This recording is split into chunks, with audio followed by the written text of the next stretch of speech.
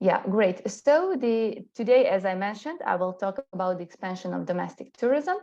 And I'm a PhD in geosciences, but actually with expertise in tourism. I got my first PhD from the University of Belgrade, and currently I've been living in Spain and doing here my second PhD in sustainable tourism. No, no, wait. Now, remember, everybody, if you have a question, you can write it into chat or raise your hand. If Irena Travar, do you mind if somebody asks you a question during your presentation? For me, it's completely okay. Yeah, you can Okay. just interrupt me if I don't see that somebody raised a hand because I'm focused on the presentation. So just interrupt me and I will answer all the questions. Or if you want to answer at the end of the presentation, it's also okay. We can stay. I don't have any classes after this one, so I have time to answer all the questions. I finished with all my classes for today, so actually we can stay as I will of course try to answer the all questions, all the questions. Perfect. Yeah. Okay, go ahead. Yeah, thank you. So domestic tourism is, we say, it comprises the activities of a resident visitor within the country of reference, either as part of a domestic trip or part of an unbound tourism trip. But actually, why is domestic tourism so important for countries and for their development? The first thing is because it boosts domestic economy. So that means that we travel, for example, within our own countries, we spend money there, we buy some products or buy some services. Of course, in tourism, we usually buy services. And that money stays within the country, that actually governments can use to improve, for example, infrastructure or to improve the amenities. And also it's important to know that in tourism during pandemic, 60 million jobs were lost. About that, I talked in my previous presentation and the one before. So that is a negative impact of COVID-19. But that is the space where tourism can come to the fore and can also reduce poverty and in a way that it generates employment. Another, when we are to poverty and employment, we can say that it reduces absolute and extreme poverty. That there is one paper that did Lorca Rodriguez from Spain and of course some co-authors that was published in 2018. So they used data from 60 countries and they compared how absolute and extreme poverty could be reduced by domestic and international tourism. So they show that domestic tourism is more important for countries because it reduces more both absolute and extreme poverty. So they also pointed out that countries should work more on positive marketing. So actually, people can become aware of what is around them and can start to travel more domestically. Another thing is that it requires fewer financial expenses compared to international travel. Here, for example, when you travel to some foreign countries, we need some additional expenses, like for visa, for example, and especially we know during the period of pandemic that we had to do some additional tests. For example, then usually some hotels are more expensive if we go to some big cities like Paris, New York. So we want to see some landmarks, attractions of these cities, and it's of course it costs more than if we, for example, stayed in our own country. Another thing is that when we travel internationally, we usually use, for example, tour guides, and when we are in our country, we don't have that habit to use tour guides. So actually, overall, it's not that it's always like that, but it's usually like that. So, for example, it is important that it requires fewer financial expenses than when we travel to other countries. Another, and for me also, one of the most important points is that we immerse in local life culture. So that means that when we travel internationally, we usually go to these overcrowded places like these big cities. And when we travel domestically, we really want to know something more about the country that where we live in. So actually, we already know all these landmarks, attractions. So we want to experience something new. So that means we really immerse in local culture. So that is completely new experience, for example, for us, and we discover something that we didn't know before. Also, another important point is that it recovers faster than international tourism. So it was really shown during the period of pandemic that domestic tourism recovered much faster than international. One of the reasons is because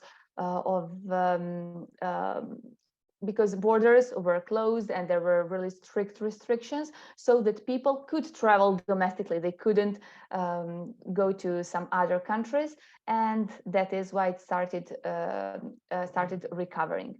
And the last point is the growth of middle class. For example, nowadays there is more than 50% of population that we categorize as middle class. That means people that have enough financials to travel. And another reason for so many travels all over the world is that actually not only that we can afford travels, but travels became less expensive, so that there are a lot of these low-cost airlines. There are some accommodation. These are not only 5- and 4-star hotels, so we can actually stay in some houses. There are a lot of options, like on Airbnb, for example, that became very popular in the last couple of years. So all of these are reasons why domestic tourism is important for countries. Here we have some statistics about global domestic tourism. For example, in the year 2017, 70% of total travel and tourism spending was domestic, so was made domestically. Another thing is that there are 9 billion domestic tourist trips. This was before Corona, but actually after Corona, we expect these numbers to even be higher. And domestic tourism is 6 times larger than international tourism. We usually speak about international tourism more, and that is why maybe we have that perception that international tourism is larger and that we have more international tourists, but it's not like that. The biggest countries, for example, like the USA, like China, they mostly travel domestically. Domestic tourism is 6 times larger than international. Also, there is more than 70% share of domestic trips compared to international arrivals, and this was an investigation that showed that in 33 out of 73 countries, actually domestic trips were outnumbered international ones. And also, when we look at the OECD countries, 75% of total tourism expenditure is made in these countries. Yeah, wait, I want to just something else to mention. So actually, all of these statistics really shows us how important is domestic tourism. So it's not important only that we talk about something. When we look really at the statistics, we see that it's completely related to numbers and statistics. Domestic tourism is more important than international one. Now, when we compare domestic and international travel per region, here that was one investigation that was done by one travel analytics firm. It is Forward Keys. They investigated travelers originating or continuing their trip at a specific location airport between the 1st and the 21st July in 2020. So actually that was the period where during pandemic, where there were strict restrictions, border restrictions. So actually, when we look at Americas, for example, 93% of domestic trips were made here. So only 7% of international trips. So you see how just in short period of time, people started traveling domestically. Also, another reason is that people wanted to travel, never mind where. If they couldn't travel internationally, okay, they chose to travel domestically because they want to spend holiday in some other place different from the place they live. Also, when we look at the region Asia Pacific, here is similar situation like in Americas. 95% of domestic trips were made there compared to international trips. And also here, again, I mentioned USA and China, like huge countries where actually people are used to travel more domestically. Even without pandemic, they traveled more domestically. And also these are countries where not many people have passports, for example. And for Chinese people is difficult to get a visa for other countries, so they decide usually to travel within their own country. When we look at the situation in Europe, it's different from the previous two regions. Here, 36 domestic trips were made. And also that is, the reason for this can be because in European Union, there are actually no borders between countries, so people can just move freely. Even during pandemic, it wasn't like that between all countries. But again, it wasn't like in Americas and Asia and Pacific. And we have like the worst situation. As for domestic trips, it's in Middle East and Africa, where only 16% of domestic trips were made there. So actually, these are regions where people usually travel internationally. So these are regions where people again don't usually travel within their own countries. If we see here the recovery of domestic and international tourism, we can conclude that in all regions in the world, domestic tourism is recovering faster than international. So when we look at global situation, it's 78% of domestic tourism that recovered. This was in the first part of the year 2022 when we compare it with 2019. So in Latin America and the Caribbean, you see that 90% recovered, 97% of domestic tourism recovered. So it was the best situation, and let's say the worst, but still it's not bad. Just when we compare the regions, is the worst situation is in Asia Pacific, when 68% of domestic trips were recovered. Again, here I need to mention China, that they really could not travel even to other China's provinces. They needed to stay in their cities for a long period of time. Only I think like in December last year or something like that, at the end of the last year, they really opened all borders inside China. Here we have domestic visitor spending. So ranking is from the year 2008 and 2017. So how it changed. USA was the first country in 2008 when we look at domestic visitor spending. But it was in 2017, it was in the second place, where China was the first ranked country regarding domestic visitor spending, because actually here government is also promoting people to travel more and more. They are investing in infrastructure, they are constructing new airports. So for example, up to 2025, they will build more than 130 airports.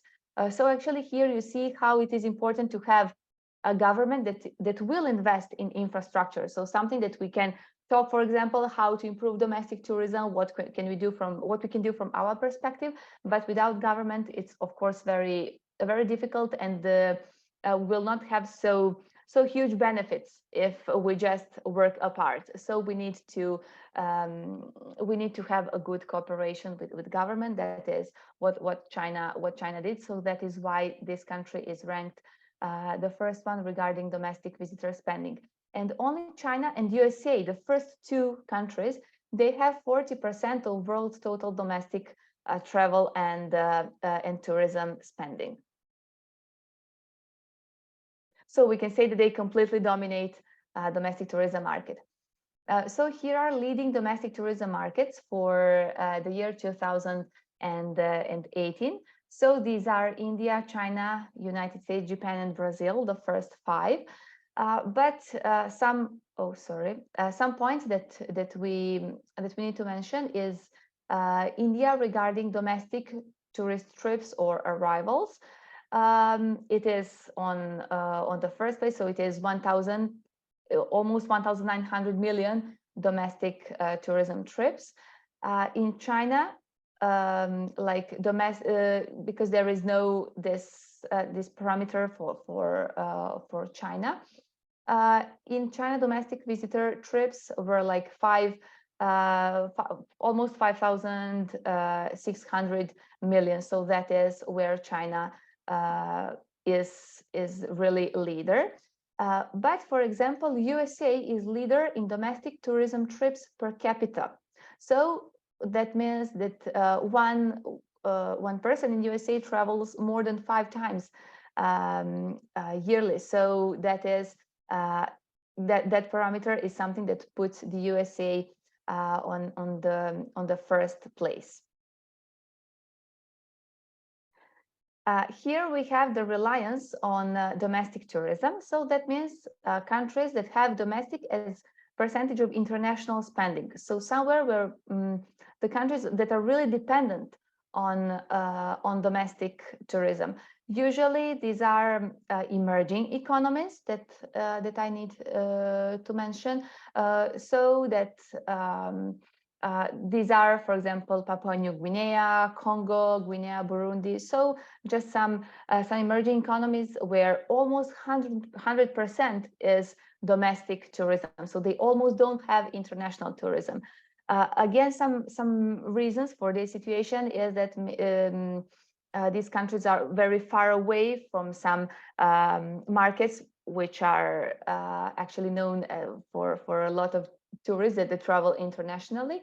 And also it's because their infrastructure is really poor. So actually you see, when government doesn't invest in infrastructure, this is the situation that will happen. So even if we want to travel somewhere, even if we want to visit some countries, we cannot to visit them because we don't have a way. There is no airport, for example. There is no air connection, how we can get there, or there is no accommodation. So, but usually it is because of air connections with other countries.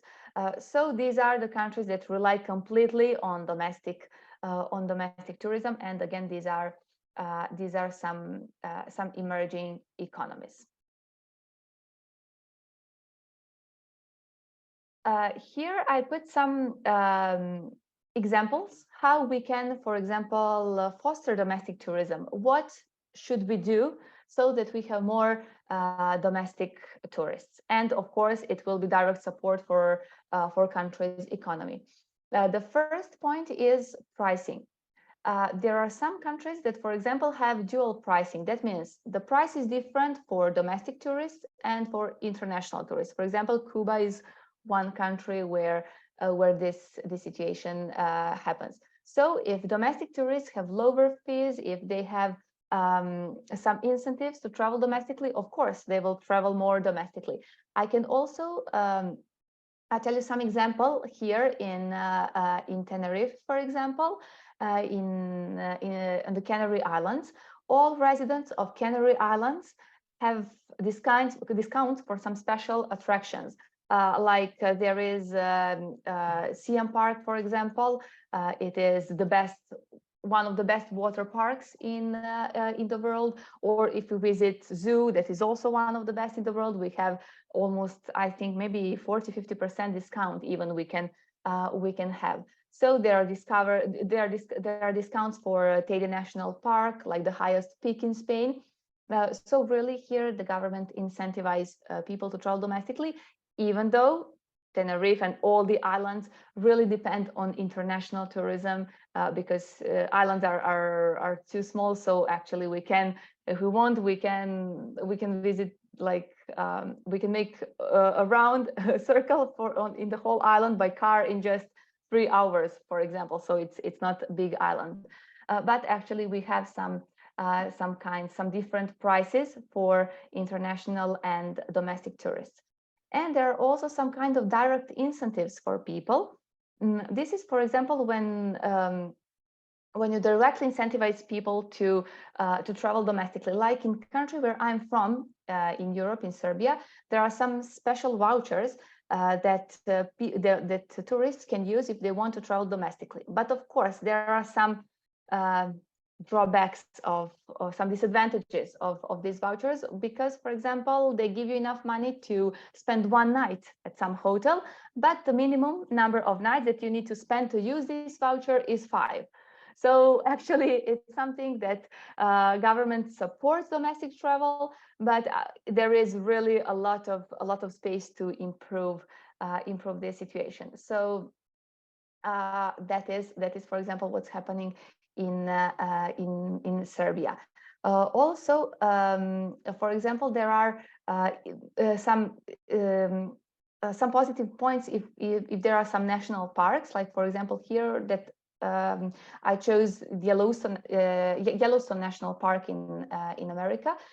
So actually, it really can contribute to regional economies, because if they're developed, if visitors are incentivized to visit them, really there can come more entrepreneurs, for example, more financials will be invested in these parts by the government, and of course all the benefits will go even beyond tourism. These benefits will not be only for tourism. As I mentioned, it can retain residents, it can attract entrepreneurs, businesses, and also people, for example, who are retired, who want to have some peaceful period of life. They can go and move to these regions. Another point is marketing. Of course, marketing is always important where you want to develop any region, even if it's domestic or international. And here there is one positive example from Japan, from Asia. They had movement like one village, one product movement. It happened in the year 1979, for example, in Japan, in one rural region, where actually it was a region where a lot of people immigrated to big cities because they were looking for better life and better employment and better opportunities in general.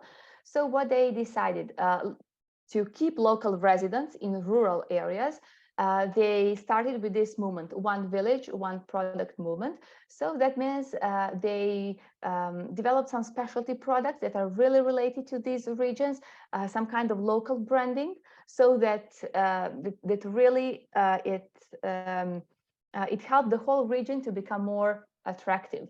And that program helped people to stay in their places. And of course, these local communities could promote their history, culture, lifestyle to tourists, and to make some specialty products from these agricultural products that they have. So this is some initiative, some program that was also copied to other countries. So it's not important that we always try to invent something. If just we have some positive example in other parts of the world, okay, we can use it and copy to our places. And the last point is transport. So that, as I mentioned, for emerging economies, why they are so reliant on domestic tourism. So quality transport infrastructure is essential if we want to develop any type of tourism. So for tourists to come, it's really impossible without infrastructure. And of course, there are some cities, for example, that are really doing a lot to promote just using less less transportation, because actually, as we know, it has a lot of negative effects on the environment. So here, one positive example would be London, that has, for example, different signs that help people, encourage them to discover the city by foot, for example, and not to use any transport, any kind of transport. Here I want to show some best practices in domestic tourism, and this is one research that was done in New Zealand. Actually, 12 nations and states were included in this research, from different parts of the world, from America, Australia, Europe, for example, and these were mainly the regions. So here are some countries that really have positive statistics when we look at domestic tourism. So what are they doing so that they can have good situation regarding domestic tourism? Well, they do marketing to management. Here, it's not important to have quantity, it's also important to have quality. That's also what I was talking in some of my previous sessions, that tourism now, we don't see it like to be only to be positive. Now we are aware of its negative effects, and we need to adapt the community, the cities, the regions, so that to minimize these negative effects of over tourism. So, for example, tourists that generate more benefits, they are targeted. So marketing campaigns are exactly directed towards this type of tourists. So you always need to have target market when you start marketing campaign. And also the countries, for example, Scandinavian countries are one of the best examples. They, for example, promote to live like a local. So they go a step further and they really give that concept of localhood. So something that you can really see how local people live, but of course without disturbing them, without any negative benefits. And what is important, it's important to educate visitors, so to explain them, to show them how they should behave, and to include them in this responsible travels. Another point is domestic tourism foundation. Here are important domestic management organizations. As I mentioned, government plays a crucial role. We need to have domestic management organization to be able to develop domestic tourism. It's not, of course, we can do something by ourselves, but again, benefits will not be so high like if we cooperate with the government. So it's important to build repeat visitors, loyal visitors, so visitors who will come again, and especially during off season. So actually, countries usually don't have problems during the season because tourists will come. If it's seaside destination, okay, during summer it's not a problem, tourists will come. But what to do during off seasons? So that is why that marketing is important, targeting visitors, and to have these destination management organizations. The next point is capacity and capability.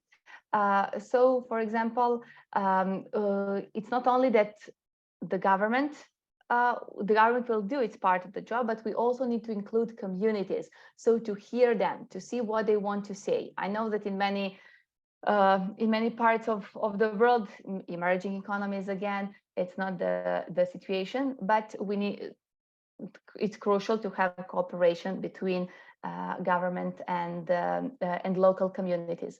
And of course, here is something that that is the situation in the world, that we have, for example, Booking, Airbnb, Expedia, so these kind of online travel agencies that dominate the market. So, for example, local communities always have that kind of barrier when they want to enter markets. So it is something that directly impacts the situation for domestic markets, but of course it's not impossible to enter domestic tourism market, even if you're not part of this online travel agencies. And event opportunities. So if we look back at our history, events were always important. And here it is another way to foster domestic travels during off-season, so that with some kind of different events, it can be a sport event, it can be music event, or any other type of event that will attract domestic visitors to travel during off-season. And the last thing is balanced industry structure. So this is the right balance between funding, between responsibilities, between government organizations, between public organizations, between local communities. So again, this is really the point where public and private partnerships come to the fore. So that is why, for example, countries like that were included in this study, these are Slovenia, Scandinavian countries, some states in America, in Australia. That is the reason why they have so good situation when we look at domestic tourism, so that we can learn a lot from these positive examples. And this is the part of my presentation where I want to just relate domestic tourism to psychology, because this is one paper that did Koch and authors. It was published in 2020, and to understand tourist psychology. So to understand how we think, and again, the question why we are doing something, why this situation is happening, not only what is happening. We always can find data, and also when your students write your papers, your articles, or if you need something to some article for your exam, for example, you will always find a lot of information where you can explain what is happening. But it's important to know why something is happening. Here we need to know some theories. We need to read a lot, of course, to educate ourselves to be able to understand. What these authors pointed out in their work is that why is it happening and what are the future changes is something that that is almost never included in this COVID-19 tourist psychology. That everyone explains, okay, we had the situation with Corona, with pandemic, borders were closed, we couldn't travel, people wanted safer places. Okay, that is something that we know, that's obvious. But let's see why something is happening, and how tourists behave in certain situations and how they adapt. So here is where evolutionary psychology can help us a lot. So evolutionary psychology shows us that human behavior is adaptive, so that our behavior adapts when we have different environment, when we are in different situation, when we are with different people. So that is that our behavior changes. So these are these mechanisms that that have been activating for the whole human during the whole human history. That means that we have our immune system that activates when it is needed. So, for example, when the current pandemic was one situation when we activated our immune system when we wanted, of course, safer to travel safely. Also, the authors, based on evolutionary psychology, they developed evolutionary tourism paradigm that consists of evolutionary epistemology, fundamental evolutionary motives, and behavioral ecology. So let's just briefly explain what is this. So evolutionary epistemology, you see here in this graph, proximate and ultimate motives. Proximate motives are something that is obvious. So, for example, we have holiday. It's summer. We want to go to the seaside. Okay, that's obvious. We want sunny weather. We live, for example, in some parts where we have cold winters, and when it's summer, we want to use this our holiday and to go to the seaside. This is obvious. We will choose some destination, but what destination are we going to choose? Is it something that is near um, our house, for example, our city? Will we travel to some other continent? Of course, there is that financial motive, but if we just don't look at that, what is the ultimate motive? What is something that will actually encourage us, that will or force us to go to some other destination? These are the ultimate motives that cause that behavior. It can be maybe to show off. If we travel to some destination that is on another continent, we want to show off, and we want to, for example, in social media, we will post these pictures where we are in some special, I know, in on the Bahamas or Seychelles or whatever destination is very, very popular and Instagrammable. So that is that ultimate motive, that we will not say, oh, we traveled there because it is very popular. No, we'll say, oh, we travel because I want to go to the seaside. I need a holiday. So these are these ultimate motives that are like secret motives that we cannot see from the first point. So actually, evolutionary psychology helps us to understand why we chose some specific destinations. And they developed this ocean and islands model that is in this graph, so that contains of plasticity, proximate motives, ultimate motives, and ecology. So, for example, the authors said, just like if we see the palm tree on the island, okay, we will we just conclude that that palm is on the island, but it's not the only thing that we want to know. So we need to go just go deeper and do a kind of research in and just find some theories that can explain us. So they, based on evolutionary psychology, the authors developed this framework. So they investigated how perceived COVID-19 infectability is influenced by disgust propensity and COVID-19 self-efficacy, and how it further influences tourist xenophobia and tourism ethnocentrism, and then crowded perceptions, feeling towards crowdedness. And here are also some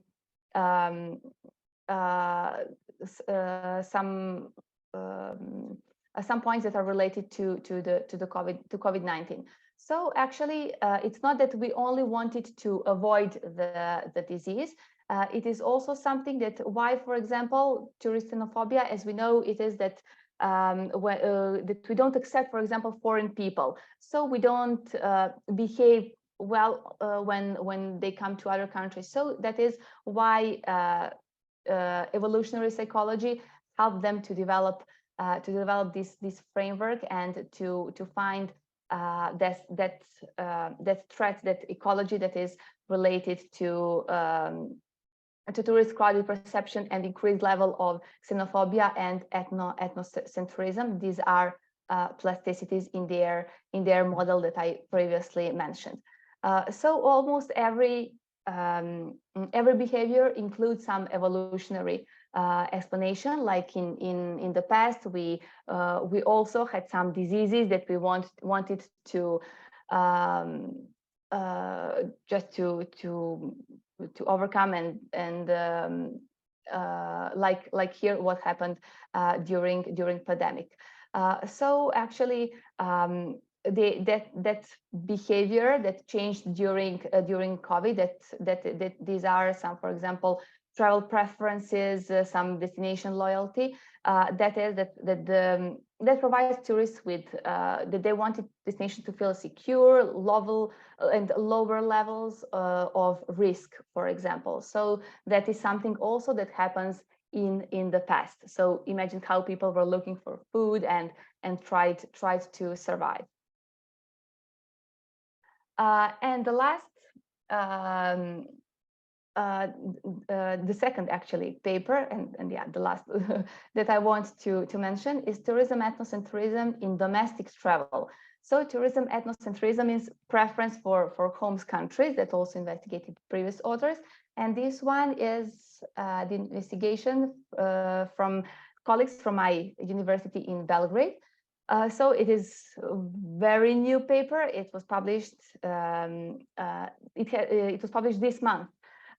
So they did an investigation in Serbia, that is landlocked country, and this destination is special because tourists actually travel internationally more than domestically. Because it's a landlocked country, during summer people want to go to the seaside to visit some other destinations. Country is relatively small, so actually all of this encourage people to travel more internationally than domestically. Because of international travel constraints during pandemic, they wanted again to see what is happening, and they actually investigated domestic tourism rationalization through cognitive dissonance theory and the theory of thought systems. So cognitive dissonance theory is a theory that for example, explains our adaptive behavior.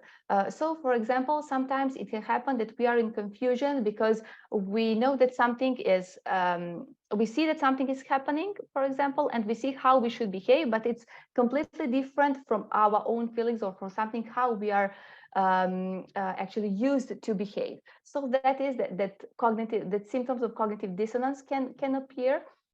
For example, we were used to travel internationally, and now immediately, just overnight, we have to travel domestically. So what are we going to do? So that is where cognitive dissonance appears exactly in within tourists. And the theory of thought systems explains us two things. For example, if some event is more likely to happen, we will see it as more desirable. If more people are doing something, okay, we see that it will be more desirable for us as well. So we call it sweet lemon.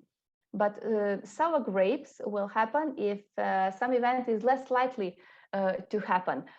So that people's that desirability decreases. So actually we are less likely to also to do something. So through these two theories, the authors investigated tourism xenophilia and tourism thalassophilia. Like xenophilia is that attraction towards foreign countries, and thalassophilia, attraction towards sun, sea, and sand, like something that is 3S, very popular in tourism.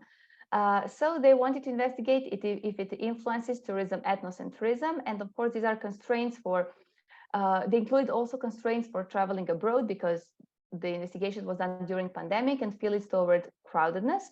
So that they show that tourism xenophilia does not influence on tourism ethnocentrism, but it was expected that it would influence. For example, if you have a preference for some foreign destinations, will you stay in your country? So they found that there is not that negative correlation between them as they predicted. Xenophilic tourists are less likely also to participate in domestic tourism. So it is that lower tourism ethnocentrism. Also, they found just small negative effect of tourism thalassophilia and willingness to travel domestically. So something also that was expected to be found, but like that, but actually it was completely, this study showed us completely the opposite. So also, oh sorry, I just. So the authors, some conclusion that they actually came to after the investigation, that there are not some strictly symbolic reason for traveling that we maybe think that are obvious, and to some extent we can explain it through this cognitive dissonance theory and the theory of thought systems. So again, I really recommend you to read. I just tried briefly to explain these two papers, but if you want to know more about them, I really recommend you to read them, because they will really help you to understand why why the situation that is happening is happening. And the last thing that I want to mention is one example from here, from Tenerife Island. So that is the example how we can support each other. I think it was a month ago or less than a month ago when I participated in this course, how to make soap and not die trying. So that was one presentation that was done by one local soap producer, let's say like that, the soap house here in Tenerife, from the northern part of the island. So the owner, and that is a family company actually, and the owner came. The owner is actually from Venezuela, but he lives here in Tenerife. And he showed us how to make natural soap. So what is needed? So he brought all the ingredients and he was making it for more than half an hour and explaining all of us the whole procedure, how to make it.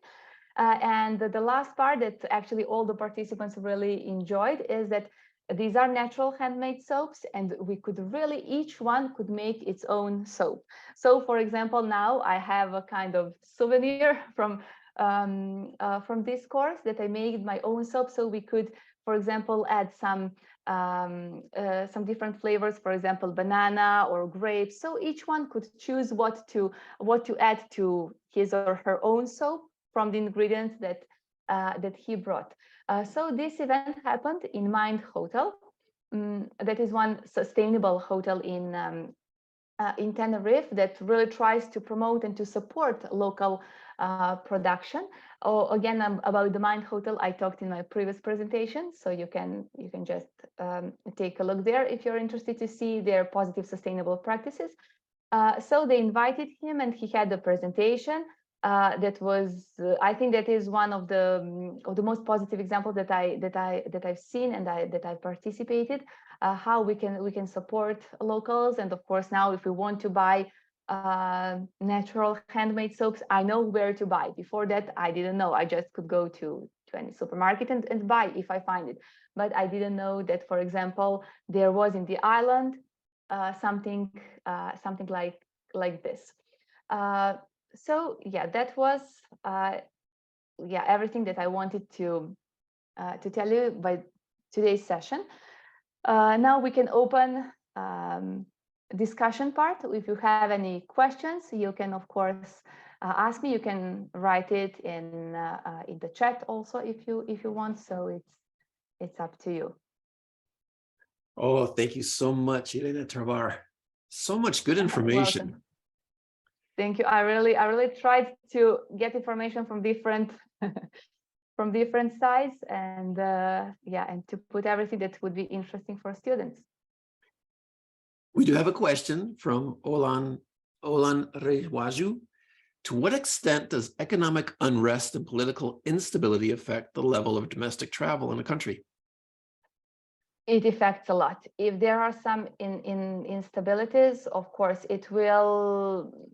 it can even, I can say, destroy tourism if it's political instability, because tourists, one of the first things that tourists want when they travel is to go to safe destinations.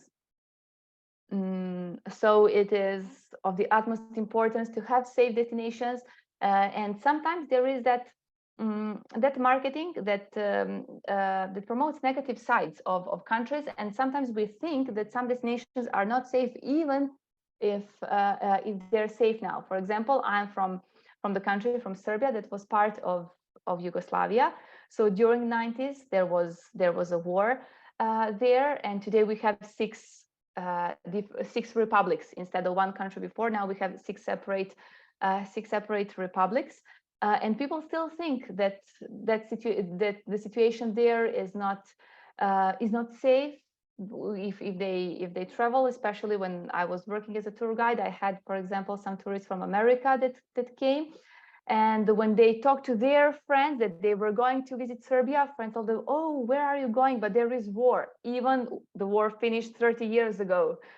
But actually, that negative marketing campaigns are something that can also destroy tourism in countries, especially international tourism. Actually, if it's domestic, we know what is happening in our countries. But if we talk about international tourism, then we need to have, of course, safe situation and secure situation in the countries, and we need to have good marketing. You know, and on that subject, you know, there's certain places that have diseases. What can a country do to say, okay, we don't have diseases anymore, we don't have any war, we're safe? How can they get that message out? Just positive marketing. First of all, it's positive word of mouth. So people who travel there will again tell another people, or will write reviews. Nowadays, when we go to the internet, or when we surf the internet, we can see a lot of reviews. So actually, people can speak up. That is important. And also, countries can make their own reports that they will show data exactly how many people died from that disease in previous year, how many people were infected, and all health related statistics that will show us that, of course, the country is safe. There is a question here from Lerato. Basically, what responsibility do governments have to promote tourism? What responsibilities? Well, it's again, it depends on governments, but in general, they really need to be included in all aspects, like from A to Z, when we develop tourism. So from infrastructure to accommodation, some other amenities, safe situation in the country. That is also what is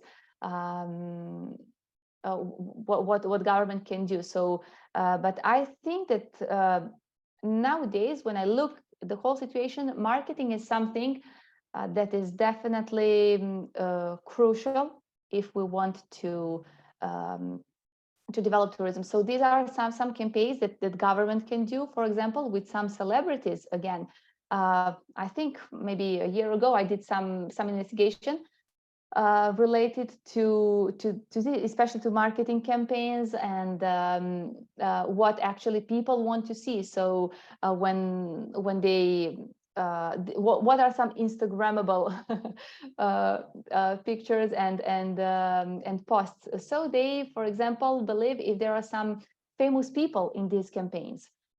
So if these are some athletes, for example, but really well known in the whole world, no matter which sport. Just it's important to be famous, so people will believe them. So campaigns, for example, with famous people, with actors also, that is something that they will believe.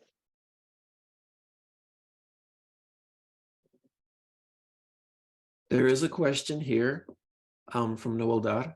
How would you rate the Seychelles? You know that, am I saying that correctly? It's an island chain, Seychelles. Where is that? Are you reading some question? I'm not Yeah, sure. It came to me.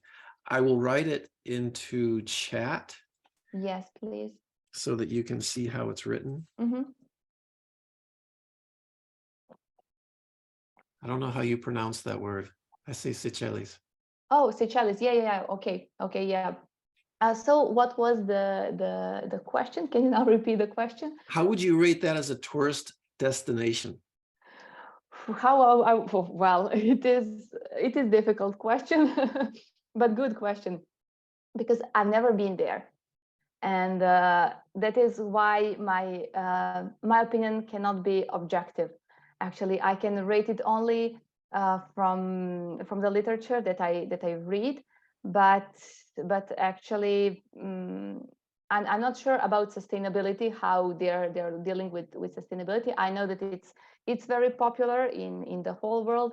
So actually, about rating, I think that at this moment it will be professional from my part to rate it, because I've never been there, and it would be really subjective opinion.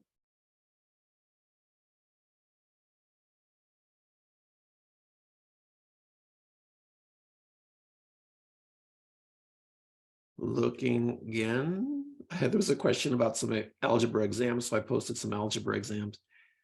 How does, you already answered this one question about how does political instability affect local tourism? Yeah, I answered that one. Now, you went into that subject deeply about the psychology behind tourism and tourists, cognitive dissonance. How many people actually think about tourism in that way, and why should they? Yeah, that is also what I always try to do as a researcher, as someone who is a PhD in tourism. It's not important that many people think about that, because mostly people are tourists. And if you say somebody, oh, I'm PhD in tourism, they say, oh, in tourism, what do you study there? You can just either open your own hotel, or work in a hotel, or work in some tourist agency. So actually people are not aware that um, what we can do as a researcher. So I think that it's here is not, I wouldn't emphasize the number of people. What I would emphasize is that if you want to understand tourism, if you are a tourism researcher, if you especially if you're on PhD studies, or you finished PhD, that means that you need to investigate and to understand how we can, some theories relate to tourism. So everything that is happening in real world, it has some theory behind it. Sometimes we are not aware of it. Sometimes we don't think a lot about it. So actually that is why we cannot relate it to some theories. But not only in tourism, in all other aspects of life, there are some theories behind it that we can relate it. So for me, it is always important, if you want to be a researcher, to read a lot, and to try to understand these theories. And of course, if you do your own research, to try to find appropriate theories that you can relate to happenings in tourism, or actually to relate it to the tourism industry. So it depends on your interest. I would say like that. It's not important everyone understands it. That is why we are there as researchers. So we are the ones who will try to understand it. But it's not only to understand. That means we try to predict future if we understand something from the past. So usually, as I told you, people will tell, oh, there are some border restrictions, so we don't travel. But this evolutionary psychology helps us to understand that people were in the same situation, in some similar situations before, and what we can learn from these examples. When there was pandemic, nobody expected it. We were all just it was something nobody expected. But actually, that was the point where we started thinking what happened in the past and how people reacted, what were these behaviors, how people adapted to it. So that can help us how to understand the situation where we are. So that is why, for me, research is always, there is never end. There is no begin and no end. That is like a circle. You always try to find something new, and that is why it is interesting. Looking to see, here's a question from Matsenja. How do you motivate the ordinary person to make a financial gain from tourism? How to motivate? A lot of ways. If you want to have a financial gain from tourism, there are a lot of ways. Just depends, of course, where you live and what are some something that some attractions that you are surrounded by, what would be interesting for tourists in that region. If you have some unique idea, or you found some idea in some other countries that you want to copy to your place, to like as a positive example. So that is how we can how you can make a financial gain. So of course it's up to people. It depends what you want to do, and there are different types of tourism. You can do it in many different ways, numerous ways. So there are a lot of different ways, but to motivate the ordinary people, if you have an idea of something, if you want to develop, if you want to improve tourism in your area, that is for me that is enough as motivation. Also, when I was in Serbia, I was working as a tour guide, and for me that was my if I had stayed there, of course I think I would have had now my own travel agency, because my aim was to bring more international tourists to Serbia, because I was working mainly with international tourists. Here's a good question, actually, from Noeldar. What are the similarities between hospitality industry and tourism? Hospitality industry is related to accommodation and to hotels, to restaurants, and we say when we use data for travel and tourism, we usually include also hospitality. So that data, so because it's connected, because tourists stay in accommodation, and that is the statistics that we need. So we can look at it separately, but usually we have all the indicators together. And when we study travel and tourism, we also study hospitality from this perspective. If it's not like this perspective that you want only to work, for example, in restaurants, so you want to be a chef or something like that, that is another point. But if you want it from tourism perspective, then we will look at it of course together. We had a question from Yaya Cham, but there we go. Yeah. Go ahead with your question. Good afternoon, sir. Thank you, everyone, including the research person, Trevor. I just want to contribute with little experience I gained during the time I was in my country, the Gambia, as head of bands of payments, in which case we used to collect statistics on tourism income. So in response to the question asked by one of the colleagues as to how someone can gain from tourism, someone needs to know the tourism satellite accounts. Tourism has branches, has satellite accounts that someone needs to know. You need to know the flows, where the flows are coming from, which department, institutions, private and non-private sectors are attached to tourism industry. And the potential investors should be able to see him or herself, where he can fit him or herself within those satellite accounts that impact on tourism, or which really are impacted by tourism. You know, tourists spend money when they come to the country.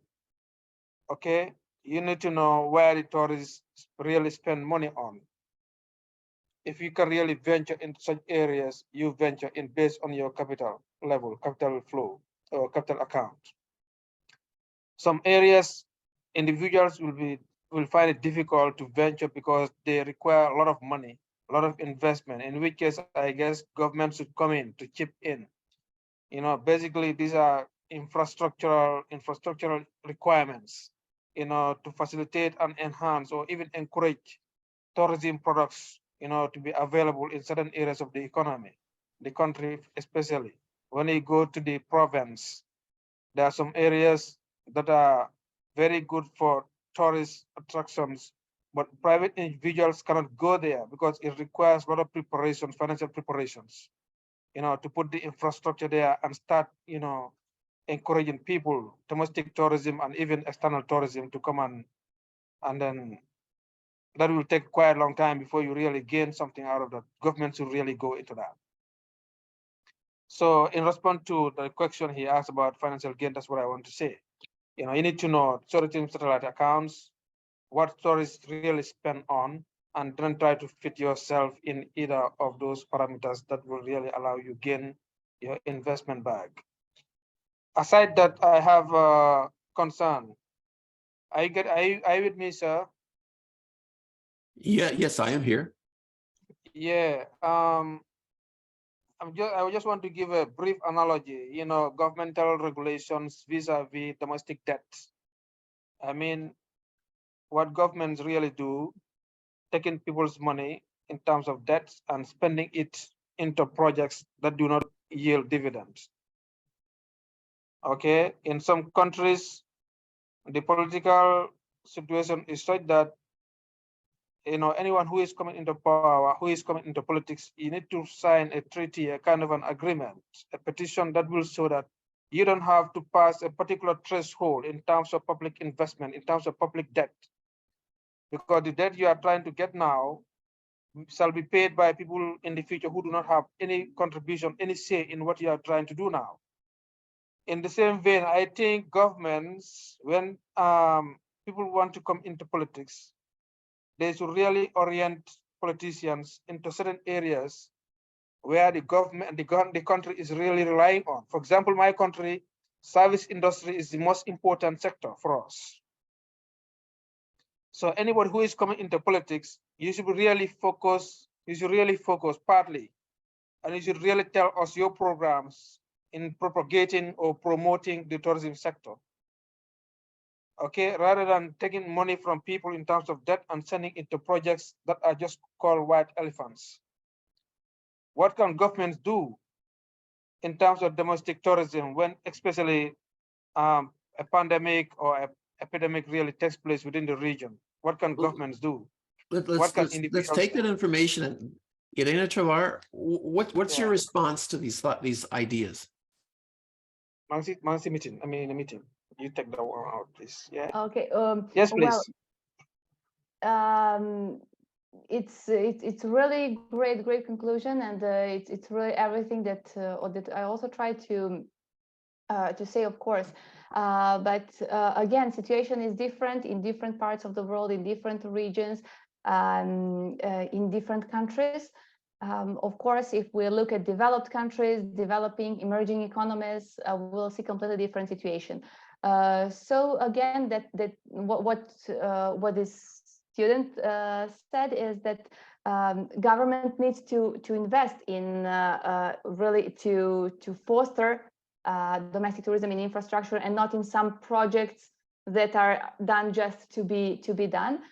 So actually, my aim, I was talking about some positive examples and about some countries that are not doing that, that actually have domestic management organizations and the tourism organizations.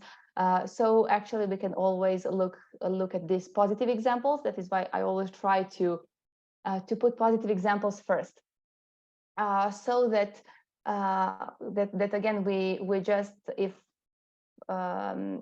we can again we can not only what I also wanted to say. It's important to know which direction tourism is developing and where tourists are coming, what they want to see, of course. But if you have some idea that is like a kind of startup or some new idea, you can also go for it, because if it's new, you will have more risk, of course, to enter market. But it doesn't mean that you will not gain profit after a certain period of time. So it's important how much risk you want to take on yourself. If you want something to be sure to be sure that you are going to have profitable business, that is that you invest in something that already exists, but be careful because you will have a lot of competitions. That I talked when I had a session about business models. But if you want something new, you don't have competition, but you have more risk. So that is, again, it really, you try to find balance with your ideas and with what you want to of course to gain if you want to develop some tourism product or service. You know, some ideas for like developing a tourism idea is like having a sporting event where you invite people from different countries to come in and participate. Or even people around your country to come in and participate. Then people come from around your country to visit your city for a sporting event. Or you could go online or on TV and create a show about different restaurants and the different foods that people make. And then people start traveling just to go to those restaurants. Yeah, and these are some ideas. Yeah, I suppose a town could create a festival. Like if they're known for producing a certain type of wine or a certain type of cheese or fruit or food, they could have a festival about that food, and then people come in. Yes, of course. First, first these festivals are usually of local character, then they become regional, national, and then they become international with just by years they can become international. So it depends. But of course, if we try to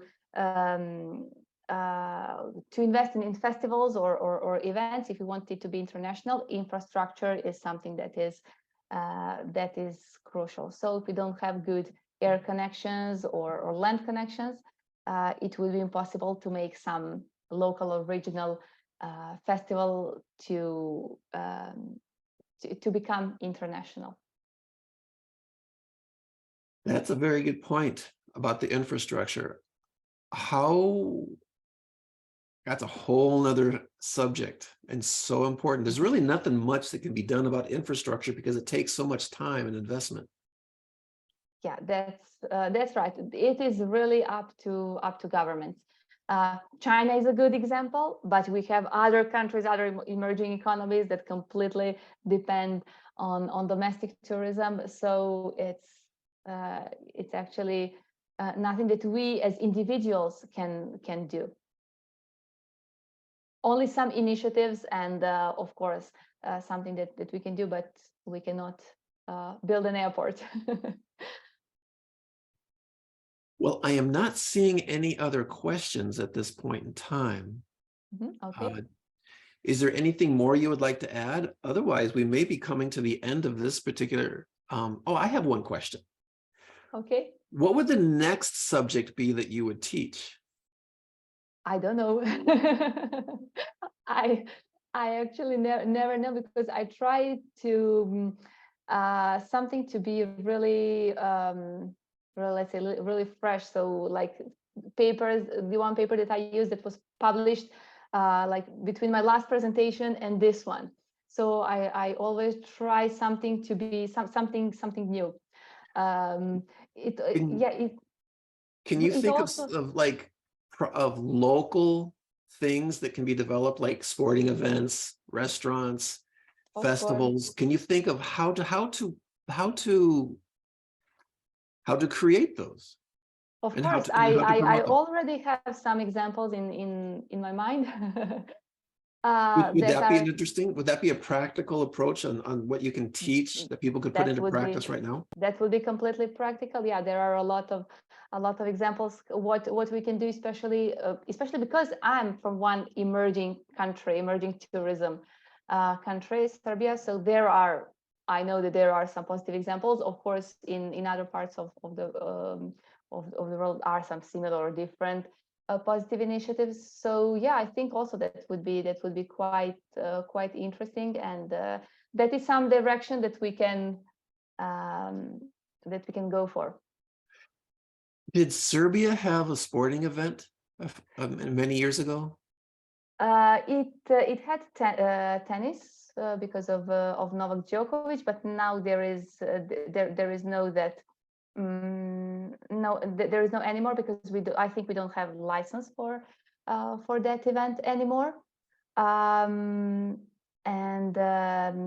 sporting events. We organize some European championships, for example, from time to time. There was in basketball, in volleyball, because we have we are really good in almost all sports. Not in only no in football, in all other sports.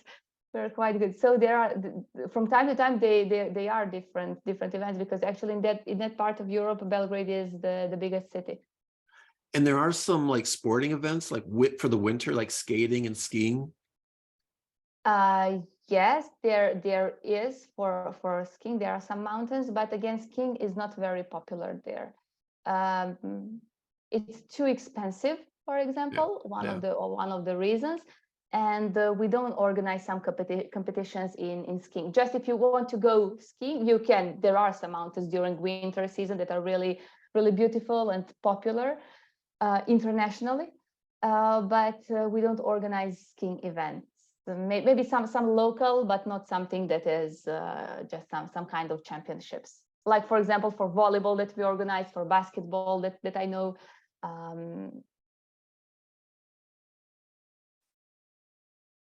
Yeah, I've seen like food and festivals bring in a lot of people, like consistently over a period of time. Like here in the United States, there are shows on the TV where people travel around the country going to different restaurants. Mm-hmm. And then people watch these shows, and then they all travel to those cities to visit those restaurants. And they have to stay in hotels, and they visit other sites. They see things along the way. There are some foodie destinations, and it's always interesting for people. There are a lot of food lovers.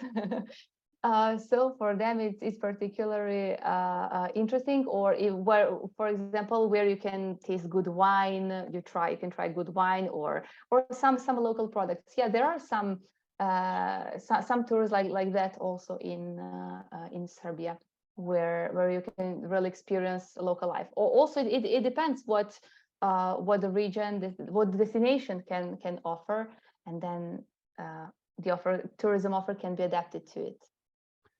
Like if there's a really good restaurant in your town, and if you have a food critic known nationally to come into your town and say, oh, this is one of the best restaurants in the country, people are going to go there. People are going to go there. A lot of people are going to go there just to eat.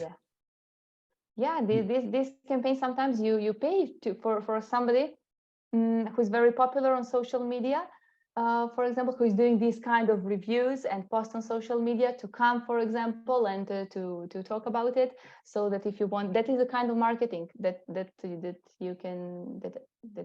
can do for our destinations. And people will travel to different countries, or they'll travel 800 kilometers just to go to a restaurant. There are some people, we don't talk about mass tourism in this particular case, but there are different tourists. That is why you need to know your target market. That is why you need to first, if you want to start your business, you need to have a business plan. So in business plan, you will define your target market. You will analyze statistics, analyze the market, and see how profitable will be your business and your idea, especially if it's startup, then it is essential. There's so many ideas here. We got to keep these ideas flowing. So we want you back to keep talking about these things, because this is an essential part to being successful in the future. Of course. Yeah. So keep coming with more ideas. Anything you have to bring to us, we love it. Thank you very much. And also thank you for suggestions. I really appreciate it. Because as I told you, I don't have everything prepared in advance, and I don't have like some presentations that I did 5 years ago that I want to do now. Well, it's I can do that. it's of course, but I want to also to do something that would be interesting for students, and really some topics that are popular at this period, this year, this month. So that is always my aim, to bring something new. Well, perfect. Well, Irena Travar, we want to thank you so much for coming again, giving another great live lesson. So I'm going to go ahead and open it up to everybody now to unmute their microphones so they can say thank you and bye and to of you. course, thank you all. And here is again my email. If you want to write me, if you have some ideas, if you need some help, of course, I'm always here to help you. There is also, I'm glad that there was one student that had some business plan that wrote me. So I gave him some suggestions how to improve it. And of course, whatever ideas that you have, I would be glad to hear them. All right, here we go. Everybody, you can unmute your microphones and Thank you so much for your presentation. God bless Thank you you. so much. Thank you. Thank you so much. Thank you so much. Thank you. God bless you. Yes, Thank you so much. Appreciate it. Thank you. Thank Thank you. you. Thank you so much. Like, Thank you so so amazing. much. Bye. Bye. So Thank you. amazing. Like, I really seriously. appreciate it. Thank you so Thank much. you. Thank you so much.